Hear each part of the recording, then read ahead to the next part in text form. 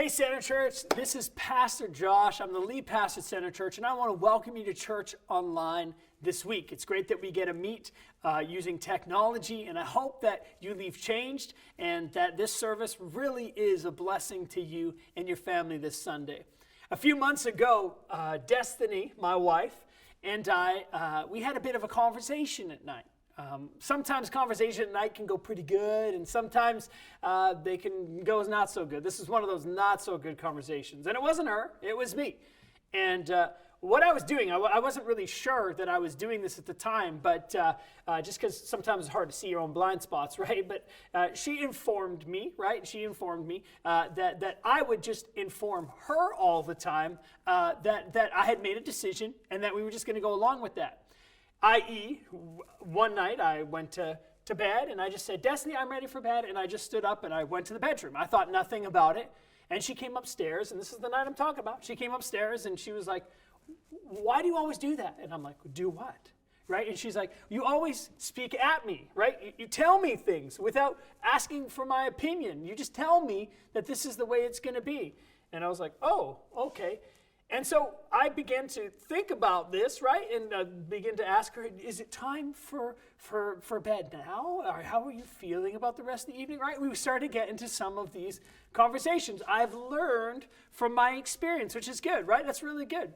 But what I learned then is that we don't really like people speaking at us, right? We don't like people just informing us of the things we do wrong, or we just don't like people telling us the way that it's going to be.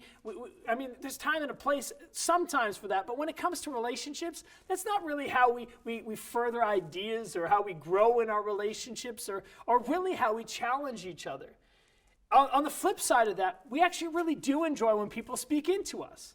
Right? I love after I do something that somebody comes up to me and they're like, that was really great. Thank you for investing in me. Or when somebody calls me up and they're like, Josh, you're awesome. And I'm like, that's great. Thanks for calling me and telling me I'm awesome, right? Somebody spoke into my life. Whether that's a word of encouragement or somebody prays for me or somebody gives me a book or somebody gives me a series to watch on TV or something, you know? I just, somebody invests into you, they give something to you. There's this gift giving, there's this sort of camaraderie that comes along with that. And this whole series that we're in right now, Testify, is that God speaks to us. The idea is that God speaks to us so that we speak to others. But it's so important that we think about how it is that we're actually communicating what God is speaking to us. It's important how we package or how we invest in the community around us. That we're not just speaking at, but we're speaking to or into the culture around us. As we jump into this week's verse, we find ourselves in the book of Acts. The Bible's broken down into books, chapters, and verses. There's an Old Testament and there's the New Testament. Old Testament, we can look at that as Jesus's, like previously, before Jesus' life on earth. This is the creation of the world all the way to Jesus' coming. The New Testament is post-Jesus' life on earth, and it deals with Jesus' birth, and it deals with Jesus' life on earth, and his death, and his resurrection. And in the book of Acts that we're talking about today, then in the book of Acts, we're actually looking at how the church started. It's this grassroots movement from this person of Jesus. And Jesus changed history, Jesus changed everything, and this message begins to spread, and Acts articulates how that happened. Well, in Acts 17, there's this guy named Paul. Paul has this radical conversion experience. Like, it changed his whole life. He goes from wanting to destroy the church to building the church. He goes from condemning the church to being the greatest advocate for it. And what happens between this life of destruction towards the church to building the church, what happened in between there was an experience with Jesus. He had this encounter on a road, and Jesus appeared to him in a supernatural way, and it changed his whole life. And for millions of Christians around the world, Jesus so too has revealed himself to us and has changed our lives too. And Paul has this radical conversion, this radical transformational experience, and then he goes and he starts planting churches. He goes preaching and he goes teaching, and he does whatever he can to build the community of Christians around him and to connect the good news, the gospel, that Jesus has died and rose again with the world around him. He spends his whole life on it. And in Acts chapter 17, and the verses we're going to be jumping into here today, in Acts 17, 16 through 28, Paul is going to Athens.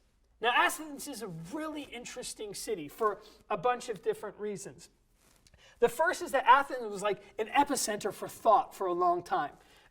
Socrates, Plato, and Aristotle all came from Athens. And so they had these incredible thought leaders and philosophers. And so this is something that marked the city.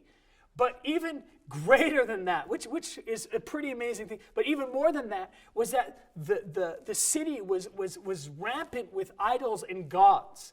Like one old New Testament scholar actually says that there was more gods in the city than there were people. Like, they had created with their intelligence thousands and thousands and thousands of different gods and solutions to their problems. It was a pantheon of God, a pluralistic landscape, so many different options. And so we see here in Acts 17 that Paul is going to visit this city of Athens for the first time. And we see this in verse 16 of Acts 17. So why don't you jump into the text with me today? If you're watching online, you can actually click on the Bible tab, or you can open your phone on YouVersion and you can follow along with us. And this is what it says in Acts 17, verse 16. While Paul was waiting for them in Athens, he was deeply troubled by all the idols he saw everywhere in the city. Now, here's what you got to know, is that Paul, in our terms, he graduated from the University of Tarsus and Jerusalem. And God had endowed him with massive intellect. Like he was very learned. He understood the Old Testament scriptures. He understood so much. God had given him incredible intelligence. So he might have been spellbound by the sheer splendor of the city, its architecture, its history, and its wisdom. Yet none of these things struck him. What does it say that actually struck Paul? It says that he was troubled by the idols in the city. He was troubled, and it actually says, if we translate it from Greek, it's actually like this weight of the gods was over the city. You can just imagine it, the pantheon that he'd be walking through, that people still walk through today and marvel at. That didn't strike him. What struck him was their commitment to all these other gods. But what's fascinating about this is it says that Paul is deeply troubled. And what he does with this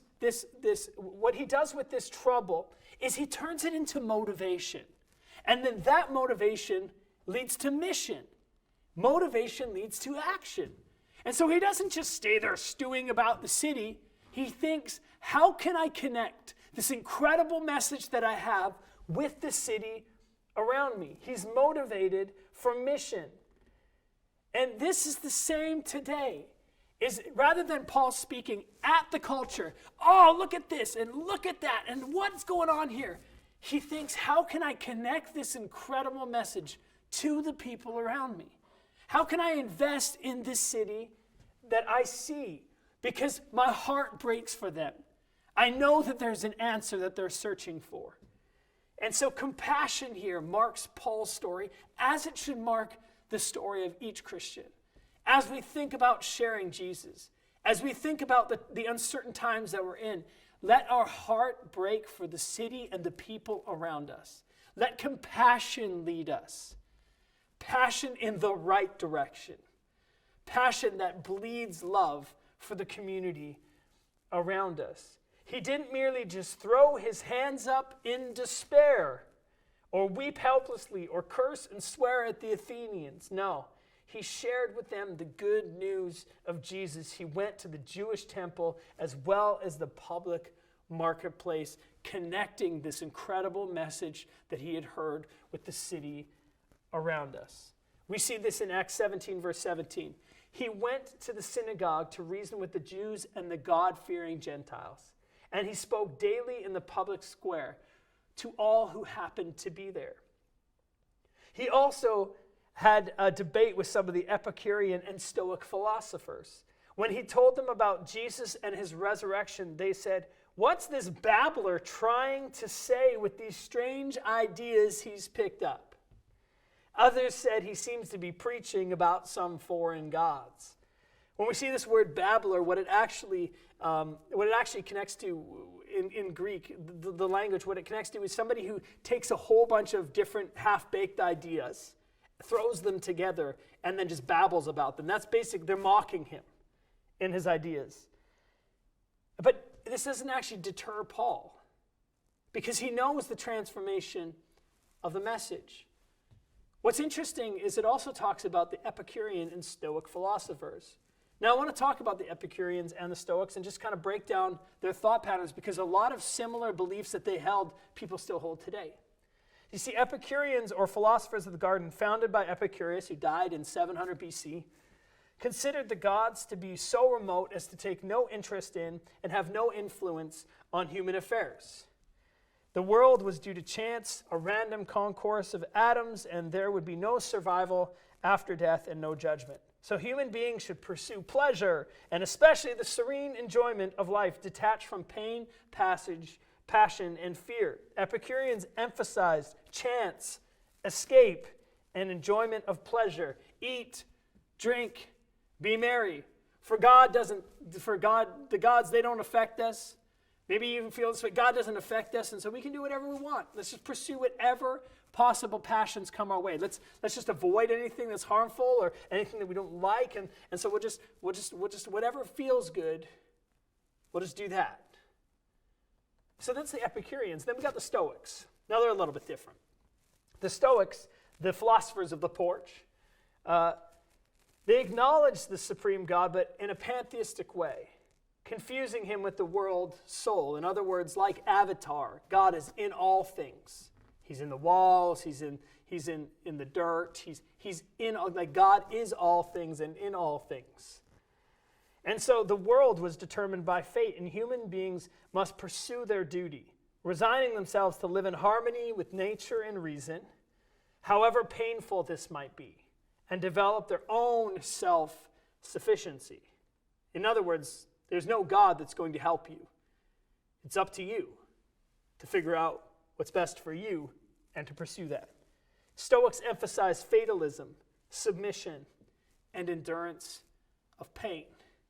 And so we have two different ideas, that God is in all things with the Stoics, and then we've got the Epicureans that say gods are so distant they don't even interact with the world around us. One says go for pleasure, the other says avoid it. Just do whatever you possibly can to be good to the world around you, but make sure that you kind of distance yourself a little bit and make sure that and know that life is going to be painful. It's going to be hard. And we have these two ideas, and Paul steps into the middle of all that, and he provides a different way. And this is the person of Jesus.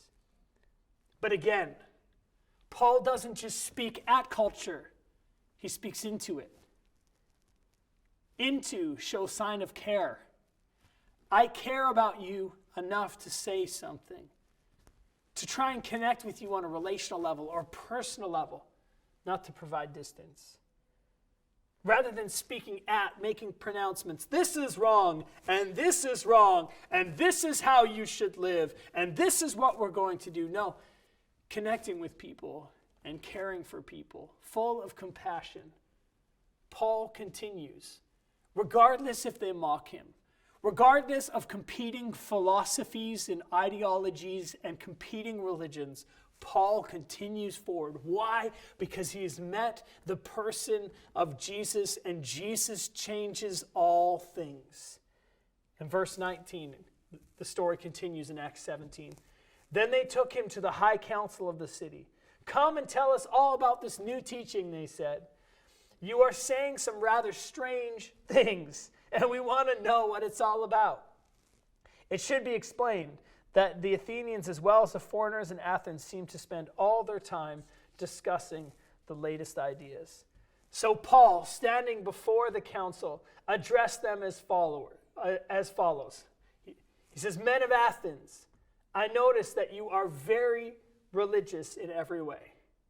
For as I am walking along, I saw your many shrines, and one of your altars had this inscription on it, 'To an unknown God.' This God whom you worship without knowing is the one thing I'm telling you about." You see, Paul knew the culture, and he spoke into it. These intellectuals knew that they might be missing something. And in their pantheon of gods, and so they inscribed an altar just in case we missed one. Or just in case we don't get it right, we need a caveat to make sure that we don't make a mistake. The Athenians openly acknowledged their ignorance. Paul makes a bold claim to enlighten it. What's interesting here, though, is maybe you're sitting across the screen right now and you're uncertain or you have no idea of who God is. It's okay to say that you don't know. Actually, some of the wisest people that I know start conversations that way. I don't know, teach me. It's a posture of humility. It's a posture of not having to have it all figured out, to know that there might still be more to learn. And it's not a bad thing. For here, we see some of the leading intellects of the city that even said to an unknown God. And so maybe you're sitting here and you're wondering, well, how does this all play out? Or I don't know what these next steps look like. I just want you to know that we as a church are here. And we started as a church to be a church for those who are seeking, starting again, or wanting to return to church, to help you take your next step. And we don't just want to speak at you, we want to invest into you. And so if that's you, you can reach out and we would love to connect further. But Paul continues here. And in his explanation of God, and his explanation of who God is, he talks about four characteristics. The first one is this, is that God is the creator of the universe. Look what he says in Acts 17:24. He is the God who made the world and everything in it. Since he is the Lord of heaven and earth, he doesn't live in man-made temples. No, God is the creator of the universe, and he holds it all, and he sustains it all. And here's the good news for you today, is that God sees your life, that God sees every aspect, that God knows it all, and he is here, and we are here today to speak this message of hope, that he will continue to sustain our world. He knows your needs, and God will provide for your needs today. If you ask, God will provide. The good news is that God sustains us. God carries us. He is the creator of all. In verse 25, this is the second thing that Paul talks about, is that he says that God is the sustainer of life. Look at it in verse 25. And human hands can't serve his needs, for he has no needs. God doesn't need anything from us. God isn't trying to just get a bunch of things from you. No, he loves us. And he loves humanity. That's why he sent Jesus. He knows that we're in need.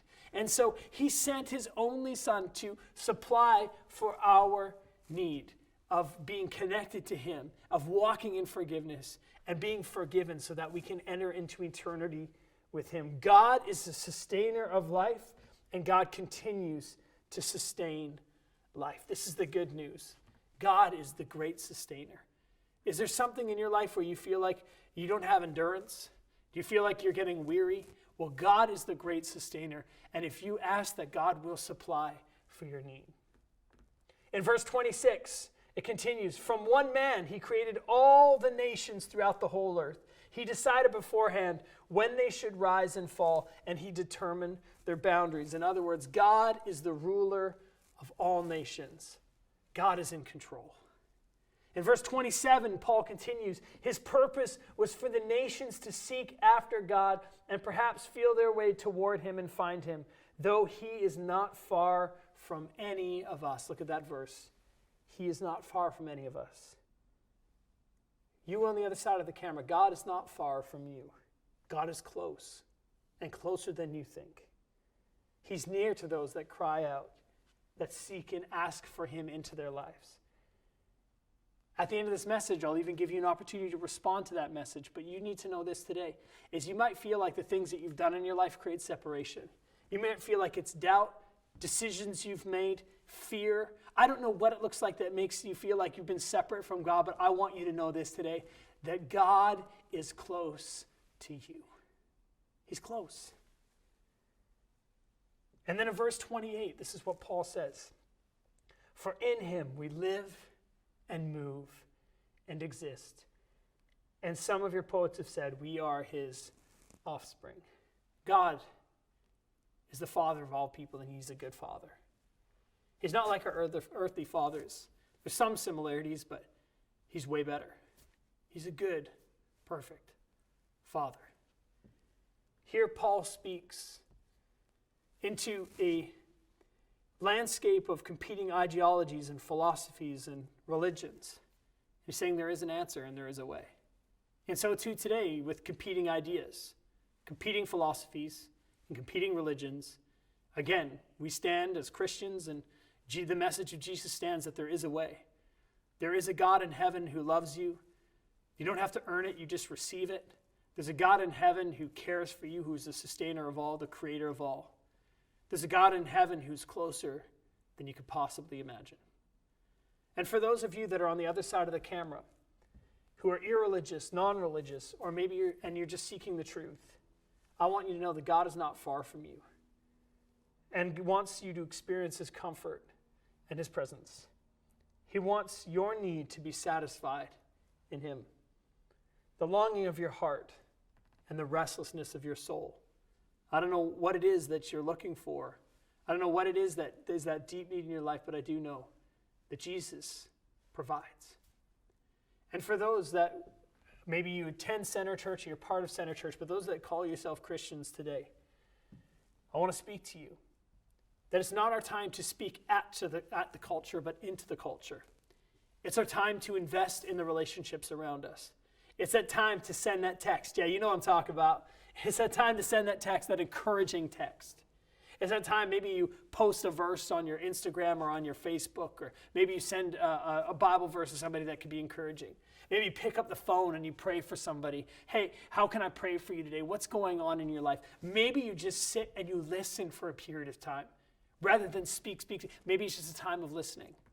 But think, how can you invest into the culture this week?